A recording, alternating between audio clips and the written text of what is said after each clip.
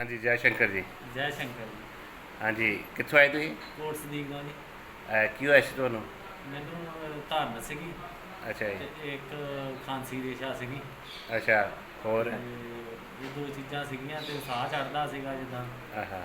ਤੇ ਤੇ ਨਿੱਛਾਂ ਨੁੱਛਾਂ ਆਉਂਦੀਆਂ ਨੇ? ਹਾਂਜੀ ਛਿੱਕਾਂ ਵੀ ਆਉਂਦੀਆਂ ਸੀਗੀਆਂ ਮੈਨੂੰ। ਛਿੱਕਾਂ ਕਾਫੀ ਆਉਂਦੀਆਂ ਸੀ? ਹਾਂਜੀ ਕਾਫੀ ਆਉਂਦੀਆਂ ਸੀ। ਮਤਲਬ ਛਿੱਕਾਂ ਦੀ ਐਲਰਜੀ ਸੀ ਤੁਹਾਨੂੰ? ਹਾਂਜੀ ਅਲਰਜੀ ਸੀਗੀ ਮੈਨੂੰ, ਅੱਛਾ ਪੁਰਾਣੀ ਜੀ। ਸੀ ਜਿੱਦਾਂ 5-7 ਸਾਲ ਪੁਰਾਣੀ ਸੀਗੀ। ਮੈਂ ਦਵਾਈ ਅੱਛਾ ਜੀ। ਕਿਤੋਂ ਫਰਕ ਨਹੀਂ ਪਿਆ। ਫਿਰ ਜਿੱਦਾਂ ਮੈਂ ਤੁਹਾਡੇ ਤੋਂ ਆ ਕੇ ਇੱਦਾਂ ਦੱਸਿਆ ਮੈਨੂੰ ਵੀ ਛੱਲਾ ਇੱਦਾਂ ਕਰਕੇ, ਫਿਰ ਮੈਂ ਤੁਹਾਡੇ ਕੋਲ ਛੱਲਾ ਪਵਾਇਆ ਹਾਂਜੀ। ਤੇ ਉਹਦੇ ਨਾਲ ਮੈਨੂੰ ਉਹ ਦਵਾਈ ਵੀ ਦਿੱਤੀ ਸੀ ਖਾਣ ਨੂੰ ਤੇ ਉਹਦੇ ਨਾਲ ਮੈਨੂੰ ਫਰਕ ਲੱਗਾ। ਅੱਛਾ। ਫਿਰ ਤੁਸੀਂ ਕਿਹਾ ਮੱਥਾ ਟੇਕਣਾ, ਮੈਂ ਮੱਥਾ ਟੇਕਿਆ ਆ ਕੇ ਚਲੋ ਫਰਕ ਲੱਗਾ। ਹੁਣ ਮੈਂ ਠੀਕ ਹਾਂ। ਪੂਰਾ ਠੀਕ ਹੋ? ਬਾਜ਼ਾਰ ਦੀ ਕੋਈ ਡਾਕਟਰ ਦੀ ਕੋਈ ਦਵਾਈ ਤਾਂ ਨਹੀਂ ਖਾ ਰਹੇ ਹੁਣ? ਨਹੀਂ ਮੈਂ ਨਹੀਂ ਖਾ ਰਿਹਾ ਹੁਣ ਹੁਣ। ਸਾਰੀ ਦਵਾਈਆਂ ਛੁੱਟ ਗਈਆਂ? ਹਾਂਜੀ ਕੋਈ ਦਵਾਈ ਨਹੀਂ ਖਾ ਰਹੇ? ਕੋਈ ਵੀ ਨਹੀਂ ਖਾ ਰਿਹਾ ਮੈਂ। ਅੱਛਾ, ਅੱਜ 40 ਦਿਨਾਂ ਬਾਅਦ ਸ਼ੁਕਰ ਕਰਨ ਆਏ ਮਾਲਕ ਦਾ। ਹਾਂਜੀ ਸ਼ੁਕਰ ਕਰਨ ਆਇਆ ਮੈਂ, ਹਾਂ। ਮੈਨੂੰ ਪਰਮਾਤਮਾ ਨੇ ਆਰਾਮ ਦਿੱਤਾ ਹਾਂਜੀ। ਤੇ ਮੱਥਾ ਟੇਕਣ ਆਇਆ। ਹਾਂਜੀ, ਸ਼ੁਕਰ ਕਰਨਾ ਬਹੁਤ ਜ਼ਰੂਰੀ ਹੈ ਜੀ। ਹਾਂਜੀ, ਇਸ ਤਰ੍ਹਾਂ ਚਲੋ ਮਹਾਰਾਜ ਤੁਹਾਡੀ ਵੱਡੀ ਉਮਰ ਕਰੇ, ਸੁੱਖ ਸ਼ਾਂਤੀ ਰੱਖਿਆ ਜੀ। ਠੀਕ। ਜੈ ਸ਼ੰਕਰ ਜੀ। ਜੈ ਸ਼ੰਕਰ ਜੀ।